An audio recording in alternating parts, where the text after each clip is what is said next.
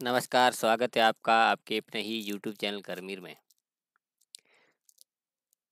आने वाले जून-जुलाई 2024 में डीएलएस, बीएलएस स्टूडेंट के लिए प्रैक्टिकल पेपर जो होते हैं उनकी परीक्षा होगी।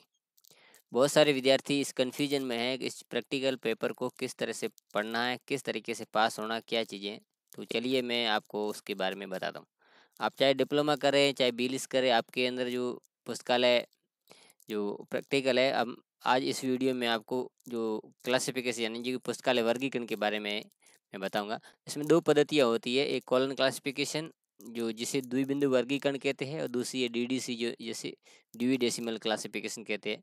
जो कॉलन क्लासिफिकेशन है, इसका जो छठा जो रीप्रिंट एडिशन है वो आपके चलता है, और जो डीडीसी है इसका जो संस्करण है ज़्यादातर किसी में 19वां चलता है, 20वां, 21वां, कोई भी हो, कोई फ़र्क नहीं पड़ता, सेम टू सेम प्रोसेस लगभग ज़्यादातर में 19 है, तो वर्गांक का कोई ज़्यादा अंतर नहीं है। हाँ, हालांकि कुछ चीज़ें शामिल की गई, जो वर्गांक के नए नए विषय वो शामिल किए गए, वो अलग बात है। तो सबसे पहले आपको क्या करना है कि आपके को जो किताबें मिली है यूनिवर्सिटी से, उस किताबों के अंदर जितने भी पाठ दिए उन पाठों को आपको पढ़ना है। जैसे इसमें एक उदाहरण के जरिए मैं आपको यहाँ से बता देता हूँ। जैसे ये जनरल बिब्लियोग्राफी का जो चैप्टर है, वहाँ से इसके जो चीज़ें दी हुई है उनके पढ़ना है, और उसके साथ ही साथ आपको यूट्यूब पर इनकी वीडियो सर्च करना है।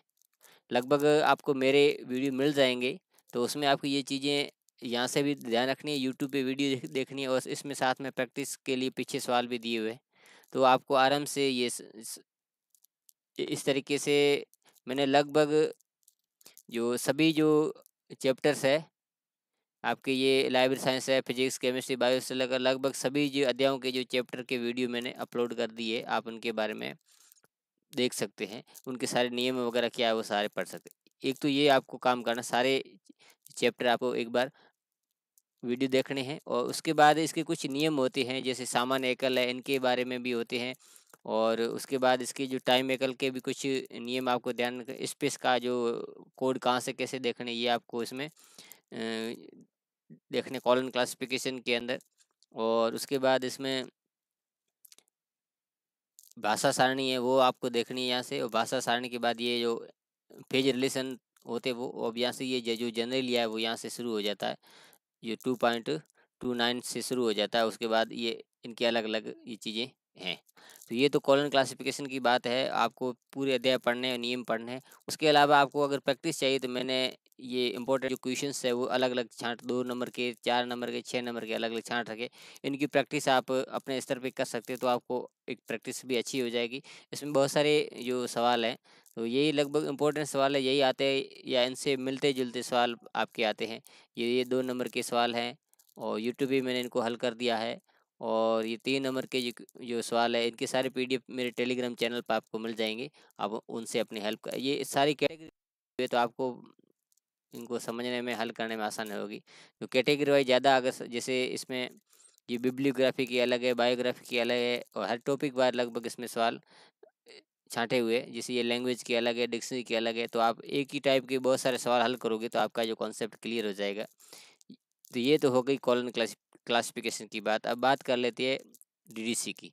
जो तो डीडीसी एक जो महंगी बुक है, हर विद्यार्थी इसको एफर्ट्स नहीं कर पाता है। तो इसमें जो 6 टेबलें होती है, 6 टेबलों के अंत में किताब के अंदर है, जो फर्स्ट वॉल्यूम के अंत में ये समरी आपके दी हुई होती है। समरी के अंदर आपको काफ़ी सारी चीज़ें मिल जाती है।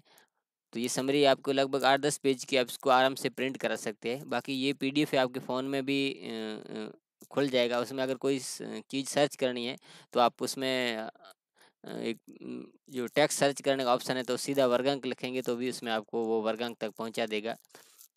बाकी इसके भी आपको मेरे वीडियो काफ़ी मिल जाएंगे, उसमें भी डीडीसी के आपको क्वेश्चंस चाहिए।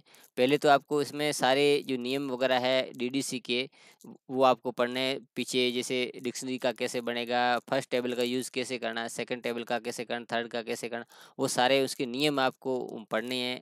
आपकी जो यूनिवर्सिटी से बुक मिली है उसके भी पीछे भी बहुत सारे जो नियम है वो इसमें ये नियम दिए हुए हैं। अब यहाँ पर ये मानक विभाजन है, भौगोलिक विभाजन है, साहित्य का है, भाषा की है, ये सारे आपको अपने पढ़ना है और उसकी वीडियो भी आपको यूट्यूब पे मिल जाएंगी, वो वीडियो देखना है। और अंत में आपको ये प्रैक्टिस ये करनी है अपने सेल्फ के लिए। इसमें भी मैंने ये जो सवाल है आपको आपकी प्रैक्टिस के लिए इसमें अलग अलग जो कैटेगरी वाइज छांट रखे है, इनकी आपको अलग अलग प्रैक्टिस, और जितना ज़्यादा आप प्रैक्टिस करेंगे तो उतना आपको जो मजबूत हो जाएंगे आप। ये सारे जो कैटेगरी वाइज छांट रखे है, तो और उसके बाद जो पुराने वर्षों की जो पेपर्स है वो आप हल कर सकते हैं। अभी आप वेबसाइट पर जाएंगे तो सबसे ज़्यादा जो सवाल है वो जून 20 के लगभग 25 से ग्रुप का है। जून और जो दिसंबर 20 है, दिसंबर 20 के जो कोरोना के बाद पेपर हुआ, 2 ग्रुप का एक साथ हुआ था। जून 20 और दिसंबर 20 का एक साथ, उनके पेपर लगभग 20-25 ग्रुप हो गए। और 20-25 अगर पेपर आप एक ही पेपर के मिला लेते तो बहुत अच्छी प्रैक्टिस हो जाती है। उनसे बाहर कुछ आने वाला नहीं है, लगभग वही सवाल आते हैं या उनसे मिलते ही इसमें सवाल आते हैं।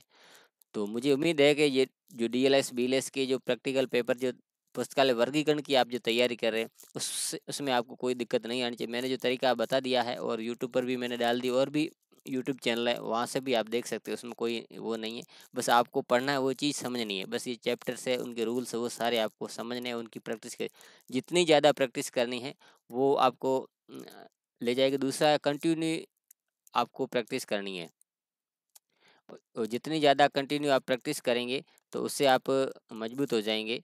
और क्योंकि आप आज आप जो सवाल मिला रहे हो, 8-10 दिन बाद आप उनको छोड़ दोगे तो उनको भूल जाओगे। तो 8-10 दिन बाद एक बार जो उसका पीछे रिवीजन भी आपको करते जाना है।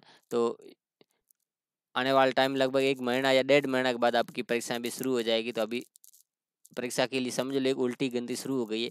अब जितना अच्छे से पढ़ेंगे, साथ साथ प्रैक्टिस करते जाएंगे, उससे आपकी जो ये बेसिक्स भी और प्लस आपकी जो इसमें पकड़ है वो मजबूत हो जाएगी।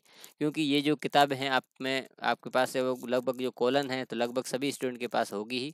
और रही बात जो डीडीसी की है, डीडीसी की तो हर कोई स्टूडेंट बुक ले नहीं पाएगा। उसका पीडीएफ है, वो आप ले सकते हैं। और उसके बाद ये जो समरी है ये आपको प्रिंट करानी है, समरी से आपको बहुत सारी हेल्प मिल जाएगी। तो ये वीडियो अच्छा लगा तो लाइक कर दें, चैनल को सब्सक्राइब कर दें, बेल आइकन दबा के नोटिफिकेशन ऑल पर क्लिक कर दें। जैसे मैं इस तरह का महत्वपूर्ण वीडियो बनाऊंगा उसका नोटिस आपको मिल जाएगा। मिलते हैं अगले वीडियो में, तब तक के लिए धन्यवाद।